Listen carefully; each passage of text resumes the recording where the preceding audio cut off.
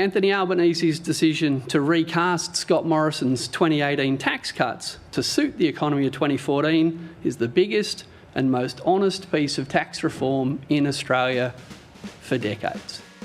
One for Mum, one for Dad, and one for the country. And there has never been a more exciting time to be an Australian.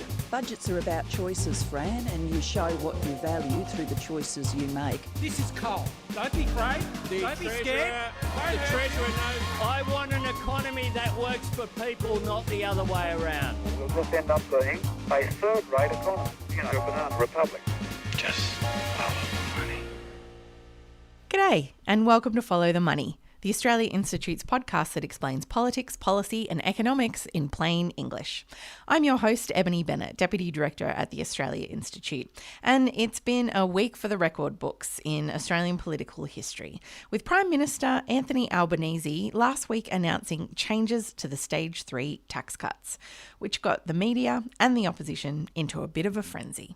The federal government has rewritten what's known as the Stage 3 tax cuts. Are controversial. We have a liar in the lodge. It's just a major break of trust. It's a betrayal. The Prime Minister has broken an election promise. Under the revised plan, every Australian would receive a tax cut. The proposal halves the original tax cut for wealthier Australians and bolsters the benefits for workers earning less than about $145,000 a year. The bigger tax cut for more than 11 million Australians. Including 2.9 million Australians who were going to get nothing on the 1st of July. When you have cost of living pressures on low and middle income workers, then you have a responsibility to do something about it. Better for women and workforce participation, it's better for nurses and truckies and teachers, and it's better for the... If we're going to change the legislation, then we should do it in a way that really supports low and middle income. Changes that make it fairer, that make our country fairer, are to be welcome. The Stage 3 tax cuts were first announced way back in 2018 under the coalition government and then Treasurer Scott Morrison. But Labor did go to the 2022 federal election promising not to make any changes to them. So why did they? Well, if you've been listening to Follow the Money for a while, you'll have a bit of an idea. Over the past 5 years, the Australia Institute's research has called the Stage 3 tax cuts out as incredibly bad tax legislation. They were a bad idea way back in 2018, and they were a worse idea in their current form here in 2024. They're incredibly unfair, giving far more to high income earners than to low and middle income earners, and really would have entrenched inequality in Australia. So to take us through the changes announced by the government and exactly what's going to happen with the Stage 3 tax cuts, I'm joined today by Senior Economist at the Australia Institute, Matt Grudnoff. G'day, Matt. G'day, Eb. So, Matt, it's pretty big news to see a government change income tax cuts in this way, but I want to take us back before we get into it, just with what the Stage 3 tax cuts, as they were originally planned, would have done to our tax system and why the Australia Institute thought they were a bad idea. Well, firstly, they were legislated long before they were supposed to come in, 7 years before they were supposed to come in. So they don't actually start until July this year, 2024. The problem with this is if you legislate tax cuts way in the future, you don't know what the economy is going to do. So, and when they were legislated, we hadn't had a pandemic, we hadn't had this big inflationary spike, we hadn't had a recession that we had during the pandemic. So all these economic circumstances have changed, and that means that the tax cuts aren't necessarily and aren't appropriate for now. But I suppose fundamentally what the tax cuts did is they flattened, they made our income tax rates less progressive. That meant that the marginal tax rate faced by somebody on $45,000, so somebody basically on the minimum wage, would have been the same for someone earning just under $200,000 a year. So they're very different people, right? Somebody on the minimum wage versus a surgeon on close to $200,000 are facing the same marginal tax rate. And so that's ruining what is one of the good design features of our income tax system as it is, that the more you can afford to pay, the more you will chip in terms of tax. That's exactly right. So as you can imagine, these tax cuts massively benefited high income earners. So much so, but over the first 10 years of these tax cuts, half of them would have gone to people earning more than $180,000 a year. Somebody on $200,000 would get a $9,000 tax cut. People earning less than $45,000 would get nothing at all. So Matt, Matt, it probably doesn't need to be said, but I imagine you're pretty happy about this outcome. You've only been working on this for 5 years now. Yeah, that's right. 5 solid years. Dozens of reports, so many press conferences, events, so much media on the Stage 3 tax cuts. And being told a lot of the time that sure, they were bad, but we just had to accept them because, both the major parties were committed to them. They were going to happen regardless of what we did. But we fought and fought and fought. We built alliances and we've managed to stop them. Yeah, it's pretty exciting stuff and some pretty big changes. The first element of our plan reduces the lowest rate of income tax from 19 cents in the dollar down to 16 cents. This change means that taxpayers earning less than $45,000 will now receive a tax cut. And every working Australian will pay less tax on the first $45,000 that they earn. An early educator or an aged care worker or a cleaner earning $50,000 will receive a tax cut worth over $900 a year. So let's go through what the Prime Minister announced because, as you said, they're quite radically different to what Stage 3 originally, the tax cuts, how they were designed. So what are the big takeaways from how the government has redesigned the Stage 3 income tax there's cuts? probably two. Let's condense it down into two big changes. So the thing that was most terrible about the Stage 3 tax cuts was they were going to rip an entire tax bracket out, the 37 cent bracket, going to happen. What's going to happen instead is that tax bracket's going to be moved slightly. So rather than kicking in at 120,000, it'll kick in at 135,000, and rather than ending at 180,000, it'll end at 190,000. So they shuffled it up ever so slightly. And the other big change is they've changed the very bottom tax rate. So the bottom tax rate, which starts at 18,200 and goes to 45,000, that's currently 19%, and they're going to cut that to 16%. So they're the main two changes. And what are the big impacts if you're sitting at home wondering how the Stage 3 tax cuts affect you? What does this mean for ordinary, average workers? Well, for the vast majority of taxpayers, it means they'll actually pay less tax. This is a bigger tax cut than under the originally proposed Stage 3 tax cuts. In fact, if you earn less than $150,000 a year, roughly, you will pay less tax because of these tax cuts, which is the vast majority of Australians. So you'll be better off now than you were under the original package. That's right. If you earn more than $150,000, you will still get a tax cut. In fact, people on $200,000 are going to get a $4,500 a year tax cut.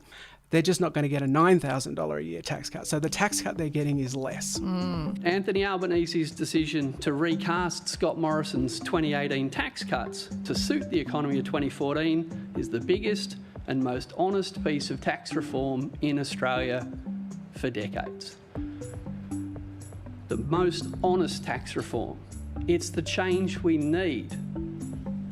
In the middle of a cost of living crisis, this government will legislate to shift around $90 billion from the top 10% to low and middle income earners.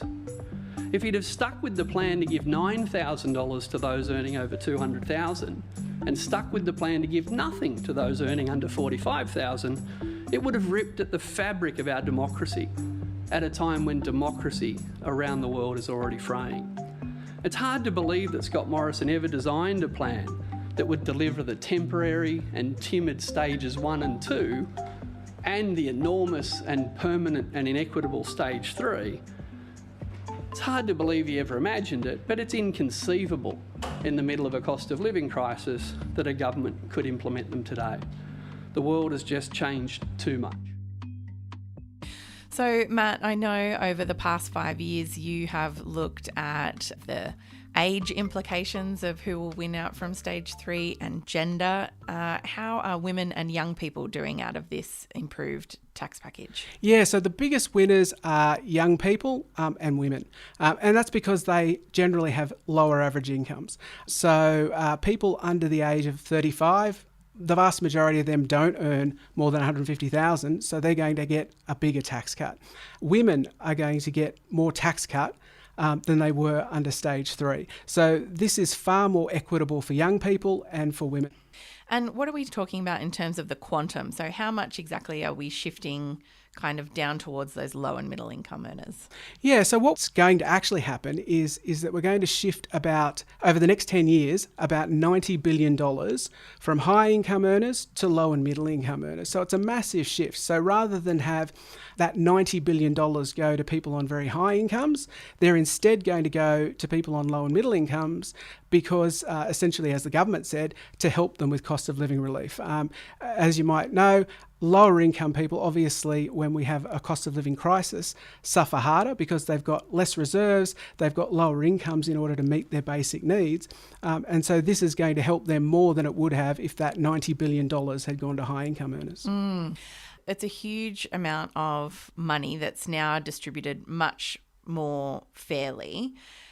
There's a lot of people out there kind of making the argument that, you know, high income earners have worked really hard for what they're doing. This is a disincentive to work. And even, Matt, that this might be the end of tax reform in Australia. Mark down the 24th of January 2024 as the death of tax reform in this country. The death knell of tax reform in Australia.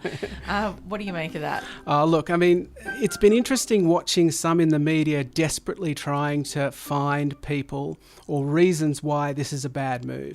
With so many people benefiting from this, it's actually quite tricky to do. And we've had some weird examples and weird claims. Look, I mean, tax reform will continue depending on how brave a government is and what kind of tax reform we're talking about. Look, I mean, the bottom line is the vast majority of people are going to benefit from this change. It is going to maintain the progressive nature of our tax system, which is only a good thing. And ultimately, the idea of taxation is to create space in the economy for the government to provide services that Australians desperately want. We know Australians love the services they receive from government. And if we flatten out our income tax rates, all that's going to happen is the tax system will no longer be able to collect as much, which means ultimately in the end we'll have less services. Let's consider the fact that in Norway they tax the fossil fuel industry and they give university education to their kids for free. In Australia we subsidise the fossil fuel industry and we charge our kids a fortune to go to uni. Choices matter. And the Australian government collects more money from HECS than it does from the petroleum resource rent tax. Thank you, children. You're the backbone of our economy, not the gas industry. And that's something that I just want to stick with for a little while, because one of the main reasons that the Australia Institute was really against these tax cuts in the first place was that hole in revenue. So obviously these tax cuts are still going out. You know, we're still having tax cuts. We're not repealing them or getting rid of them. But as you said, Matt, we're in much different financial circumstances and economic circumstances than we were back in 2018. So can you just walk me through some of the concerns that people have raised with the idea that these tax cuts will be inflationary, for example? Yeah, so the idea at the moment is that inflation's high and that if you give people a whole heap of money, they'll rush out and spend it. That'll add to demand. Firms won't be able to meet that demand and they'll put their prices up, which is inflation. The problem with that is, well, firstly, that most of this inflation that we currently see isn't being caused by demand. It's being caused by supply shocks. Most of those supply shocks are washing through the economy and inflation is coming down. So will these tax cuts add a little bit to inflation? Maybe they will add a very small amount. Is it likely? Will it change the trajectory of inflation coming down now? No, that's highly unlikely that they will stop. We will continue to see inflation fall and we'll probably see interest rates come down when inflation falls back into the RBA target band. People are talking about the end of this year or the beginning of next year at the moment, but you know, economists are terrible at predicting the future, so who knows when that'll actually be. But you know, it's not likely, I think, to add very much to inflation. Certainly the RBA and Treasury, particularly Treasury, are saying that they don't think this is going to be particularly inflationary. And given the source of inflation and where inflation's heading, that sounds pretty right to me. Richard, you've already told us you don't mind some broken promises, but how much damage does it do on the way through? It does do damage, and I regret that I broke a promise to be here today. I had promised to be at another event And when the press club rang me last week and asked me to come, I rang the event organisers and I said, I lied, I broke a promise. And they said, I understand the context in which you broke that promise, Richard, and I think that's a great opportunity and you should take it. That's what grown-ups do.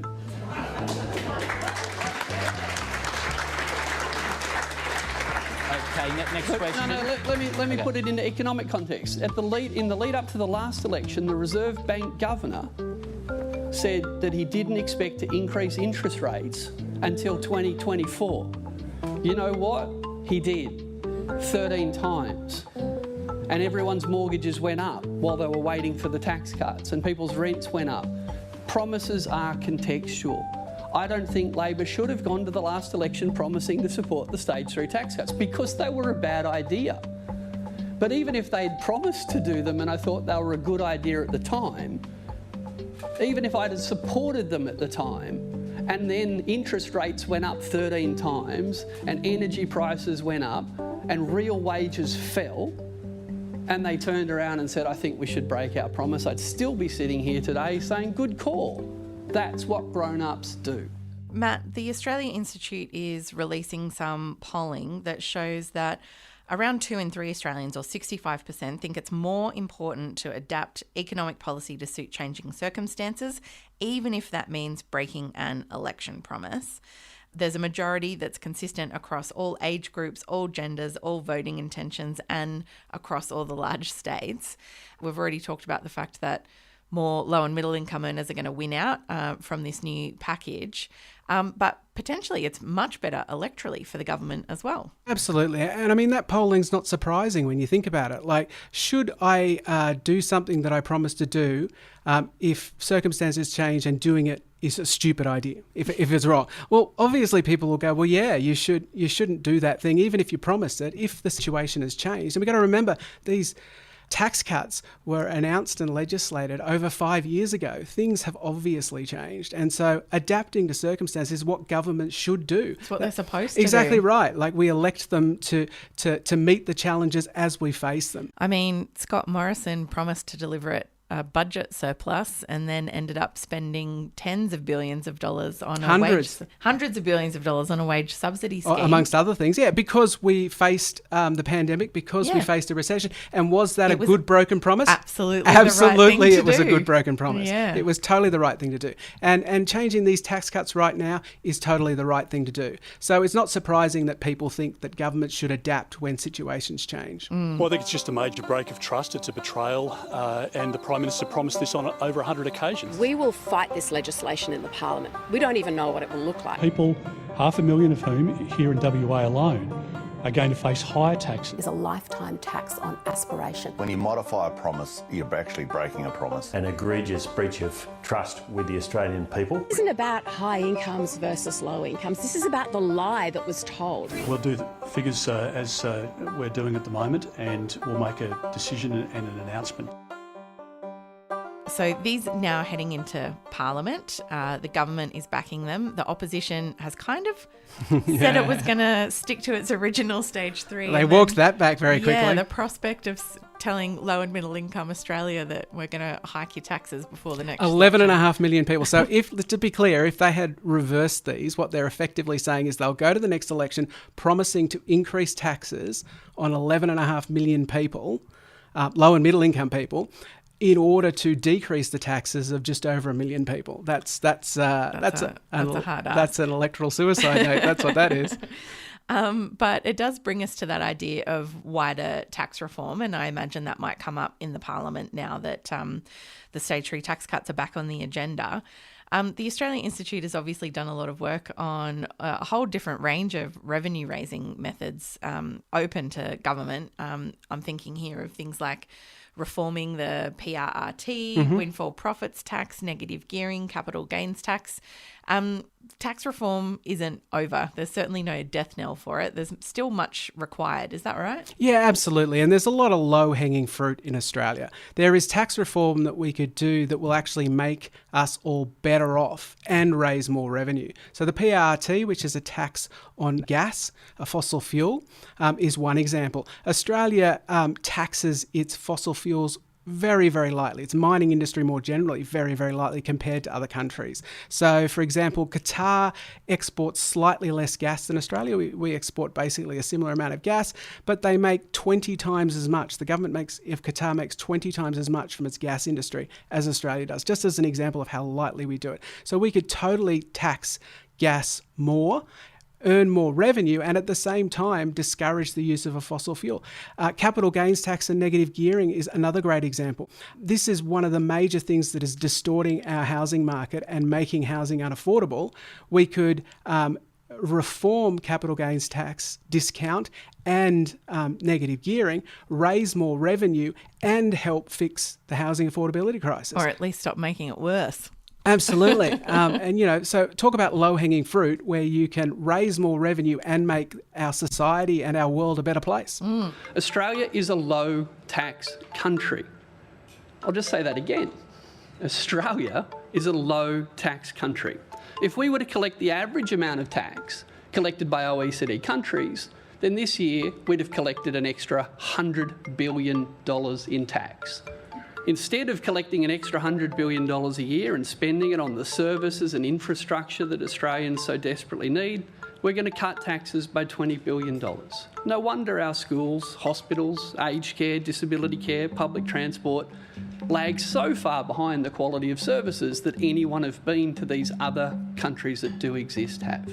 So because Australia's a low-tax country that lacks taxes on pollution, lacks taxes on wealth, has enormous tax loopholes for superannuation and family trusts, it's true that we collect a high percentage of what little tax we pay from income tax. One of the things that Richard always talks about is the fact that not only is Australia a low taxing country, but we don't have many taxes that other countries have, like wealth taxes, for example, or inheritance taxes. Yeah, absolutely. Compared to other developed countries, we are a very low tax country, and one of the reasons for that is our lack of wealth taxes and inheritance taxes. And so we could definitely tax that area more and raise more revenue for, again, those services that Australians are demanding. But in the meantime, this is a really massive change on the Stage 3 tax cuts. How do you think they'll go through the Parliament? Well, that's a great question. The biggest issue will be whether or not the Liberal Party or coalition actually support them. And I don't think it's impossible that they won't support them. As I said, we're talking about increasing or having a larger tax cut for the vast majority of Australian taxpayers. It's going to be tricky for the coalition to oppose those. So I think that if the coalition gets behind them, then they'll sail through. I think that their initial reaction of reversing them, I think they've walked that back very, very quickly. I don't think we'll see them do that. But yeah, look, I think that there's wide support for this. I think apart from the coalition, everybody in the Parliament thought these original Stage 3 tax cuts were a bad idea. And so I think that even without the coalition support, these tax cuts will get through. Okay. And Matt, any final words out there for people wondering about these changes for the Stage 3 tax cuts and what it means for them? Well, what it'll mean is a larger tax cut. For most middle income earners, it will mean about just over $800 a year in additional, on top of what they were going to get in Stage 3, which is a substantial amount of money. Hopefully that will help them in these very difficult economic times with rents rising rapidly, with mortgages crushing a lot of people. This is a great opportunity, along with rising grocery costs. This will hopefully help people get over this difficult period. Well, congratulations. It hasn't passed the Parliament yet, but after 5 years I know you've done multiple research reports looking at Stage 3 tax cuts by age, by gender, by electorate, by profession. By occupation, yes. By occupation. I think it was, we did the calculation. I've done 19 reports on the Stage 3 tax cuts over the last 5 and a bit years. Well, that's a lot of work and nice to see it pay off. And like we said, kind of good to see a government change its mind when the circumstances change. Absolutely. That's what we want to see. This episode was recorded on Tuesday, the 30th of January 2024, and things may have changed since recording. You can visit australiainstitute.org.au for all our latest research and content, and we're on Twitter at the Oz Institute with an AUS. You can find me at Ebony_Bennett with a double N double T. Matt is at Matt Grudnoff. Our producer Jennifer Macy is at Jennifer Macy, with additional editing by Emily Perkins. Our theme music is by Jonathan McFeet from Pulse and Thrum, with additional music from Blue Dot Sessions. Thanks for listening.